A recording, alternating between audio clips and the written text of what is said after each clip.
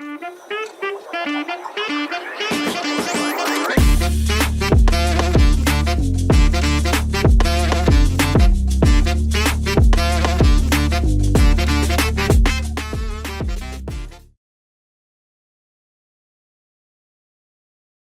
background is in F&B. I started off in hotels when I was about 15 years old. In those days, you were able to do that. It wasn't regarded as child labor. We had like apprentices, and you could do what we call in the business stagiaires. So a person like that is someone who goes into hotels or restaurants and they work for free to learn, get experience. Yeah. So that's what I did when I was younger. When I decided I was to go into the hotel business when I was about 8 years old. I always thought, hotels were super cool and very interesting. And we used to have a lot of programs on TV, like an old British program called Upstairs, Downstairs, which was a program about a Georgian house where they had like what was going on upstairs and what was going on downstairs with all the staff. It was kind of like a hotel. And then we had a Fantasy Island, the old version, which I always thought was an amazing program. And there was a guy called Mr. Rourke, who I thought was like, he was the hotel general manager and he was a great character. So every time, if my family went to hotels, I always thought they were exciting and nice places and really kind of interesting. So I always thought, okay, I just want to be in the hotel business. So after that, everything I kind of did was geared towards hotels. Everything I studied in school, what subjects I picked or what things I did or what experiences I did and what I spent my holidays was always geared towards hotels, even from that age. So when I was very young, I started working in a restaurant, first as a waiter and then as a chef. I also worked as a bartender a little bit. So getting experience, and then later on before I finished school, I started working at the Intercontinental in Dublin, which is a nice hotel, quite large. I used to go there after school and start work until late at night. So it was a good experience. So after school, then I went full time. I went to catering school, hotel management school for 3 years. And then when I finished that, then I went first to London for a couple of years. I wanted to, get something a little bit bigger than Ireland. The Irish hotel industry, the restaurant business is good now, but in the 80s, it wasn't very as good as it was now, let's say. But a place to go was like London, Paris, Copenhagen. So first I did 2 years in London, and then I worked in a lot of different places there, had some full-time jobs, had part-time jobs, and I also did the same thing I did in Dublin, whereas I went to different restaurants or hotels and just worked for experience for free. So I did that in all different hotels, all different departments, in cafes, restaurants, Buckingham Palace, Windsor Castle, Stringfellows nightclub, Hard Rock Cafe, all different types of places. And also in hotels I worked in the hotels I was working in, I'd work also in the front office, I'd work in accounting, I'd work in sales, I'd work in dishwashing department, restaurant, in the front of house as a greeter, whatever it took, just to gain some experience. Yeah, so I did 2 years in London. Then after that, I went to Paris for 2 years. Worked there, had a really nice time in Paris. And then after that, I went to Copenhagen for 5 years. So after that, then I got an offer when I was finishing my MBA to come to Bali. And I took that. I was only supposed to go down for 6 months, but I ended up staying. And then after a while, then I met our chairman, my partner, Charles Brookfield, who became, when I was doing the thesis for my MBA, he was like a mentor for me. So we used to talk, we meet every afternoon. We'd have a chat about hotel business and the future of hotels. And then the plan that I'd made for my MBA thesis, basically, that was the plan that we used for developing Archipelago. Then I started like step by step over the years, developing the brands, developing the SOPs, the systems, the standards, the design standards with our architects, the service standards with our operations team. We started off in Indonesia. We wanted to get a good base here, build up our team, build up our expertise. And we also saw technology as one of the things in the future of hotels, connectivity, distribution. So we focused a lot on technology. We always wanted to be more automated and technology driven. The first hotels we had were Aston Sudirman, which was in Jakarta, and Aston Bali. After that, looking into the future, we thought that budget hotels or mid-class hotels would be very popular because we could see that the Indonesian economy was getting better, and then middle class would be growing. So all this middle class is going to need like mid-class hotels as a base to develop. The biggest part of a hotel market is actually in the mid-range.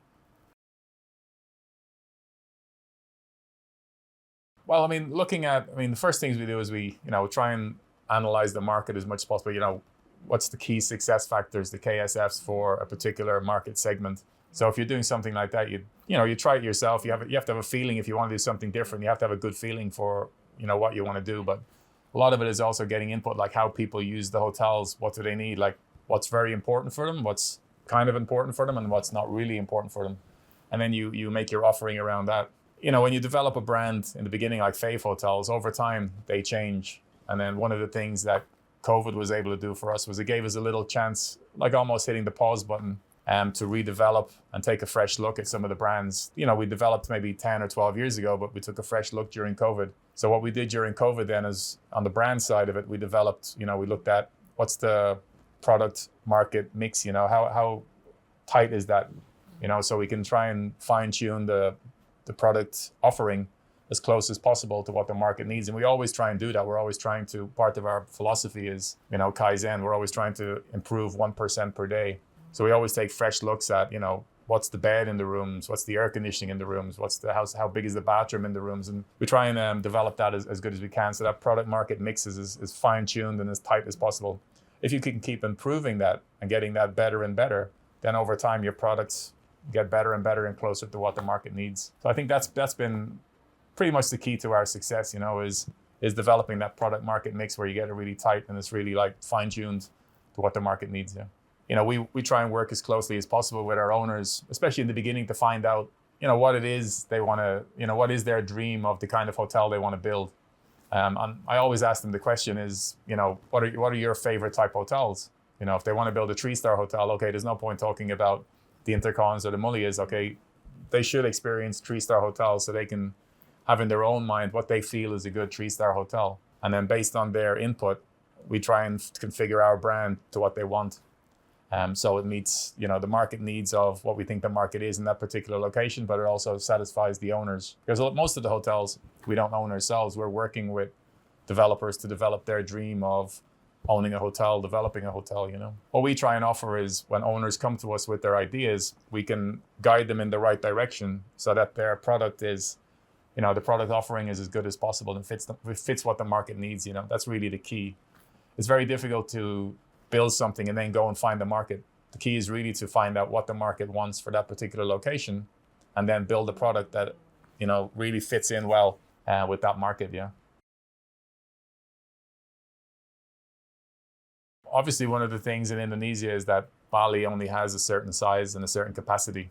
So if you want to get to numbers, if you want to compete on a, even not even a global stage, but a Southeast Asian, Indonesia in general is competing with, say, for example, Thailand and Malaysia would be the two biggest competitors of Indonesia in our kind of market, where you have like sun, holidays, you have, cultural offerings, you have different environmental and, mountains and beautiful beaches and, nice people to meet and stuff like that. Maybe probably three of the best destinations in the world when it comes to that, One of the things in Indonesia is that, Bali is, the crown jewel of, global hospitality almost. Not just in Indonesia. Bali is, you see the reports coming out after COVID of what's on people's bucket list.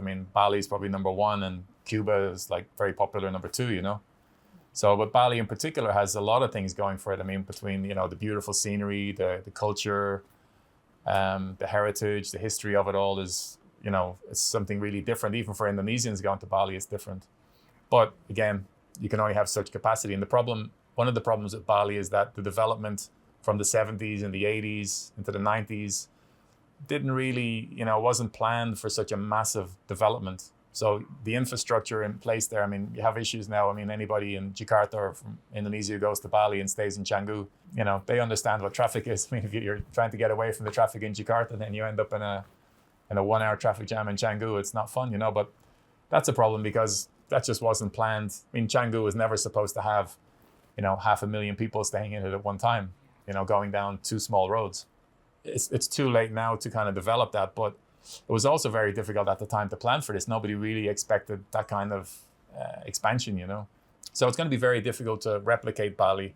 And you probably, from a governmental and development point of view, you probably shouldn't try and replicate it because you should try and do something better. But understanding the fact that it will never get to, you can't replicate something that's so unique. You might get lucky with it, but it's very difficult. Nobody really sat down in the beginning and planned Bali as like one of the premier tourism destinations in the world. It just happened. It's like a lot of it is luck, like our business and many successful businesses. You can work as hard as you want and but a lot of it comes down to luck, and it's something that is just indescribable, right? And Bali's a little bit like that. It had, when you look back at it and you analyze it now, you can say, okay, it has the culture, it has the sunshine, it has the beaches, it has, fantastic food, easy access, good airport. There is also the element of luck that came along with it. So to be able to repeat that in the future is very difficult. But the problem that the government has is, for sure, you have to also develop other offerings around the archipelago, around Indonesia, understanding that none of them are going to be as good as Bali. But, you need to also understand that, okay, you don't want to repeat Bali, but what else can we offer? What can we develop around the place? Raja Ampat is a good one that they're doing. Mandalika is a very good one that they're doing. So there's a lot of, if you're looking at for ideas, you can look at Dubai, you can look at Singapore, developing, different offerings to attract people, Taylor Swift concerts, Formula One racetracks, Disneyland, Universal Studios. Many of these things. So Bali needs those kind of things, but also other destinations, around Indonesia could have that. If you put a Disneyland in West Java, that could attract 10 million people a year. If you put a Universal Studios in Lombok, that could attract 10 million people a year, or, Kalimantan, you could do stuff. So these are the kind of things, but for all that you need, either some big players in Indonesia putting in the investment or partnering with foreign investors to come in. So, and all of this takes time. People are talking about even, the capital, Nusantara, the new capital. That's a 50-year project. People think this is going to take 2 or 3 years. You might get people there in 2 or 3 years, but Bali didn't develop in 5 years or 10 years. It's been going, 50 years now. And Nusantara will take 50 years. You could still be building that in 100 years' time. And eventually, for sure, it's the right thing to do. The government has the problem that you can't have the capital and the commercial capital in one particular place. It just doesn't work. That's why America split it between New York and Washington. Australia split it between Melbourne, Sydney, and Canberra. And Brazil split it between Sao Paulo and Brasilia, So it's like Indonesia has to do it. Jakarta's got too many problems. They have to put it out there. So, but once you put the capital there, that also brings in, other ideas, more things. It's good for Samarinda. It's good for Balikpapan. It's good for the whole area. For the hotel business, it's great. People ask us, oh, do you think it's a big problem? All the government business is going to move to Nusantara. You're still going to have government here in Jakarta. You're still going to, and a lot of the businesses here, all these people are going to be moving around. They're going to be traveling more. They're going to be meeting in Nusantara. They're going to be meeting in Samarinda and Balikpapan. They're going to be meeting in Jakarta. And there's more and more meetings to develop all this stuff. There's more and more meetings to coordinate all this stuff. So for the whole hotel business, it's great because it's a boom. You're going to have more hotels in Nusantara, more hotels here, more meetings there, more meetings here. When COVID started a few years ago, we looked at it and we worked out that, based on what happens with pandemics globally over the last couple of 100 years, whether it's the Spanish flu, we think there's going to be 2 years of the pandemic, COVID. We think there's going to be a 2-year recovery and then a 2-year boom. So at the moment, we're in the second year. For us, we're in the second year of the recovery period, and it's going very well. The other thing about spend is what happened during COVID is that a lot of people were sitting in their houses online, seeing all these beautiful places, surfing and stuff. So all that pent-up expectation or demand is still there. And the general trend for people these days is to go more, spend a little bit more, but have a good experience. So the trend globally is more towards luxury. So people who previously would have been mid-class are going more towards luxury. People who previously would have been low-end are going more towards mid-class. So people are spending a little bit more than they previously would have done. So for example, if you're trying to rent, on the high end, very high end, a 5-star hotel or a yacht in the Caribbean or Europe during the summer, they're totally full. For our company, we're a private company, so we don't take in any investors. We've always grown organically. We don't carry any debt. We built up the company. Like if we had some money, we invested. We built, either into software or building our own properties. But just for the travel business in general, is that you see a lot more money coming into it because the returns at the moment are so good because there is so much demand, not just at the moment, but also for the future. And it's not just in building brick and mortar hotels. It's also in software. It's in distribution, it's in connectivity, it's in, ancillary services connected with the tourism industry. It's also in, airline travel, so forth. So that's why you see like even Boeing has their problems at the moment, but people are still ordering planes from Boeing because Airbus can't keep up. There's just so much demand. And then one of the problems that you had, during COVID is you've had 3 years of nobody was developing during those 2 or 3 years during COVID. So then you have a demand that's kind of moved a little bit. So then you see more demand now because, tourism is just booming, but no new hotels have been built in the 2 or 3 years during COVID. There was just no finance there. It was very, very difficult. So, but you still have to bring on more hotels to meet the growing demand of global tourism. Yeah.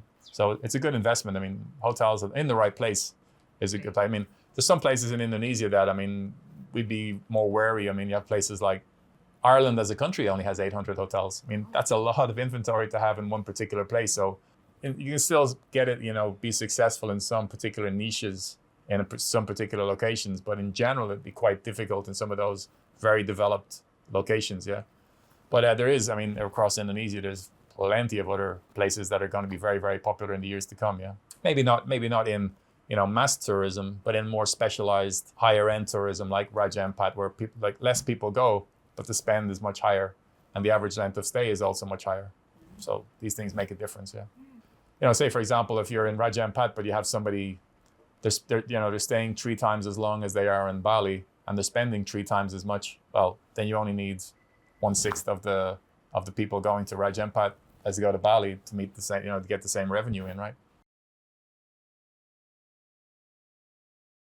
The hotel system that runs is called a PMS, property management system.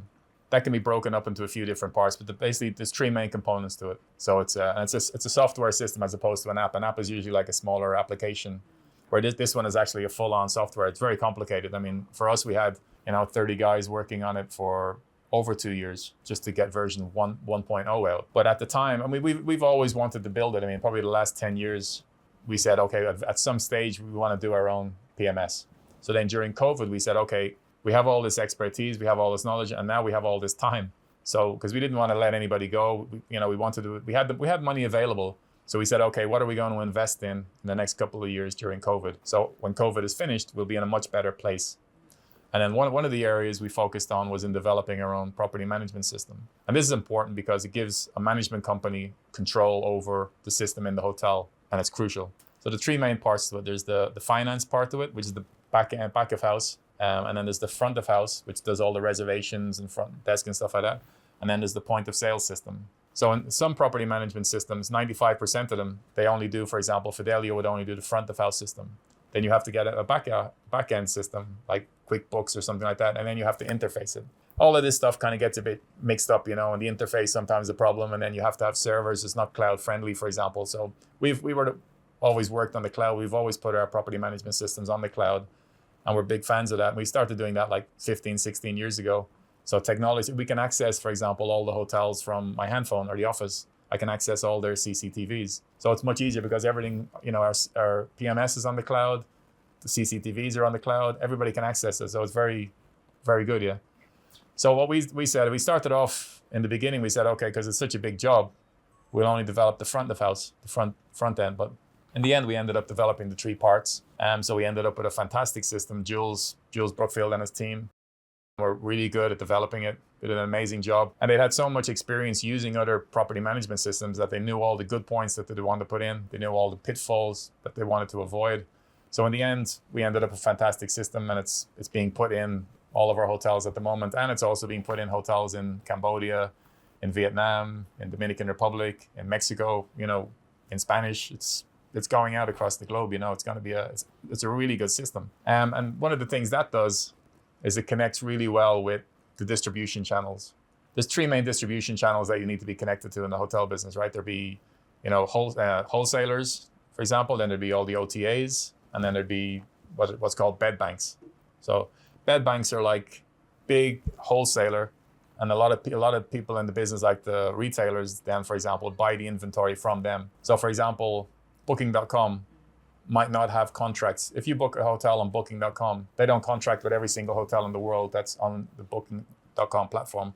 They'll get their inventory from, in some cases, Traveloka or Ticket.com, or they'll get it from MG or Hotel Beds, for example. So even if you close off one channel, usually you will find a way to, you'll still be able, a hotel will still be able to sell online, but it's just through a different channel. We'll find another way through the ecosystem of distribution, hotel distribution.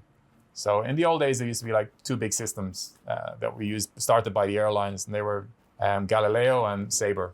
So for example, if you go into a travel agent, they can access basically every hotel in the world, but they access every airline in the world, but they access it through these systems. But those systems in turn are also getting their inventory from, online travel agents who already have the contracts in place, or bed banks or wholesalers.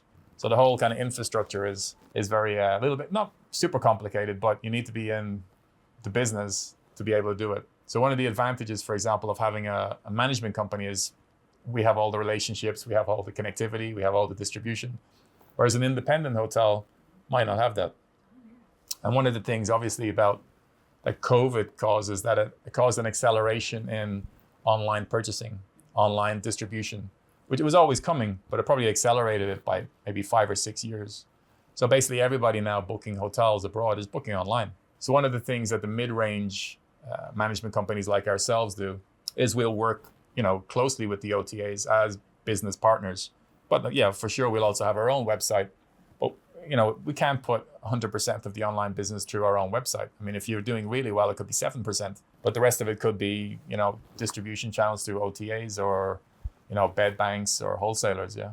So this is why it's important to have, a good, competent corporate team, build the relationships to be able to do all this stuff. I mean, that's why, for example, myself and Chris, our VP, our Chief Commercial Officer, we're going to visit Booking.com, for example. They have an event in Amsterdam next month. So we'll fly over for that event. It's a one-day event, but it's important for us to go over there and have this relationship with Booking.com.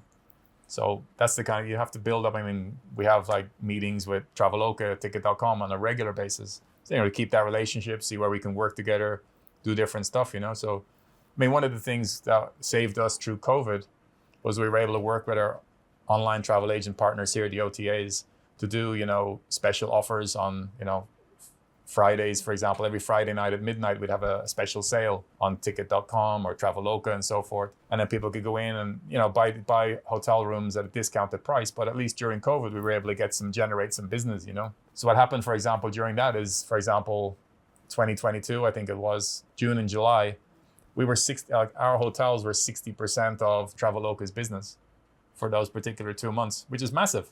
Because we had these special offers, because we had these good relationships with Traveloka, because we were able to set this up. But even though, like, for example, in Indonesia, there's 23,000 hotels, and we're only, 150 hotels, but still our business was 60% of Traveloka, which was a huge thing. Great for us, because we were the ones who were able to work with them. But keeping these relationships, having these partnerships, critical these days, yeah.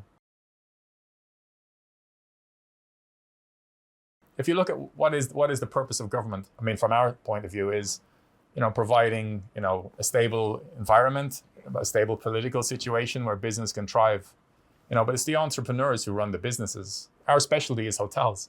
Government people don't specialize in hotels. They specialize in government. They're government people. It's great if the government, they provide the infrastructure, the airports, the roads, the gas, the electricity, the water systems, that kind of stuff. They provide.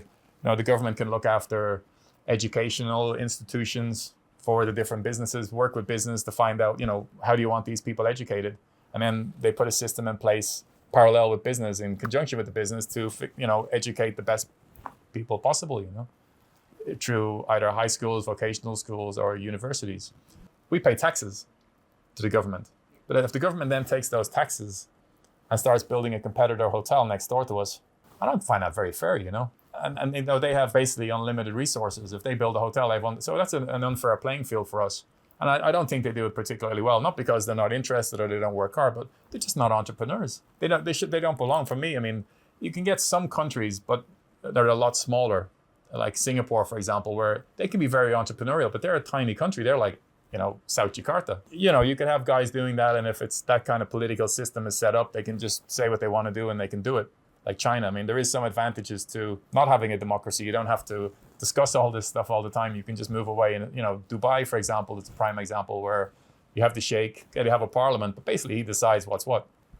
And they want to do it, they do it. So they can build this massive key for the government to provide us with the facilities, the infrastructure where we can thrive in the business, and then, we're experts at it. We can, our hotels always outperform the government hotels. They're much better. Well, ideally, our system we set up, the infrastructure of our company was set up to help Indonesians with their educational level and their style and so forth, how they work. So it's quite a good system. One of the problems I had when I was younger in the hotel business is that all the standards are basically kept in the department head's office. So you never actually see the standards. Traditionally in a hotel, you'll have like the housekeeping department will have a 200-page manual, and that's in the executive housekeeper's office somewhere getting dust. You don't see like the actual standards. So what we did from the beginning was we simplified all the systems. For sure, we have this one, but we also have other stuff that all the staff can access. And again, we've used technology, we've used apps that all the staff can access exactly, what the standards are. And they can also see, what's the standard for the manager? What's the manager supposed to be doing? All our staff can access that. And we also make a lot more videos, YouTube videos. We have a YouTube channel where we have like, how to make a bed, how to clean a toilet, how to make up the room, and then, how to cook eggs sunny side up, how to cook eggs over easy, how to make an omelet. All this kind of stuff is available to all our staff across the board. So for us, it's more interesting to go into, developing markets. Europe and America, for example, wouldn't be that interesting for us unless it's on the tech side. But from, managing hotels and stuff, that's not really interesting. Things for us would be, the Caribbean, the Middle East, around Asia. That's kind of like where we fit in. All our systems have been developed more for that kind of market, yeah. So when we went into Cuba, we were invited by the Cuban government actually to go over there. They were looking to expand. Traditionally, Cuba had a big Canadian, like 50% Canadian market, 40% European, and 10% was South America. But they were looking at the time to get into the Asian market, more Chinese business, South Korean, Japanese, Indonesian even traveling, even though it's quite far. But they wanted to develop that market. So they invited a few of the largest or most well-known Asian operators.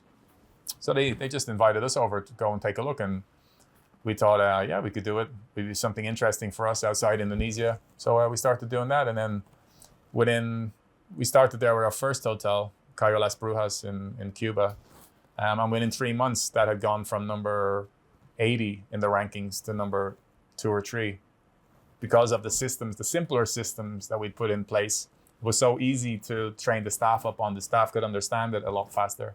Even though it was in Spanish, we just translated it all over to Spanish. But that kind of thing. So for us, that's interesting. For me, that's like, I can get a real sense of enjoyment out of that I see, the systems that we've developed and put in place, and then people are becoming successful because of that. For me, that's where the joy is, yeah. Most people, when they go to work, they want to do a good job. If they're given the right tools and the right training and the right, checklists and SOPs and so forth, they can do it. It's not rocket scientists. I did a 3-year education in hotels, but that could have been compressed into, like, if you're anyway smart, you could have compressed that into 3. For me, I did like 3 months in housekeeping. I could have spent like a week and known it all, or 3 months in front office. I could have spent a week in front office, and you still basically, like 90% of it. There's always going to be something, but in general, to be able to run it, that's enough. You don't have to, these educations don't have to be so long. What we did was we compressed down a lot of the manuals into like 3 or 4 pages of golden rules for the different departments. And they're very easy to follow for the staff. They're easy to supervise for the supervisors. They're easy to manage for the managers. The managers can go in, a general manager can go into the purchasing department, and just with a simple 4-page checklist, he can basically do an audit, like a 10-minute, 15-minute, okay, have you done this? Have you done that? Is this in control? Is this being checked? We have 4 core pillars we use. One is Kaizen, which is the 1%. We're always looking to improve. We're always looking for, at the same time, not getting worse, but always looking for improvements. And the other 3 pillars then is harmony, alignment, and momentum.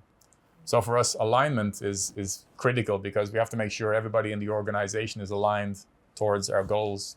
But first up, we have to decide as top management, okay, what are the goals? Where are we going? Which playing field are we going to be in? Which industry are we going to get into?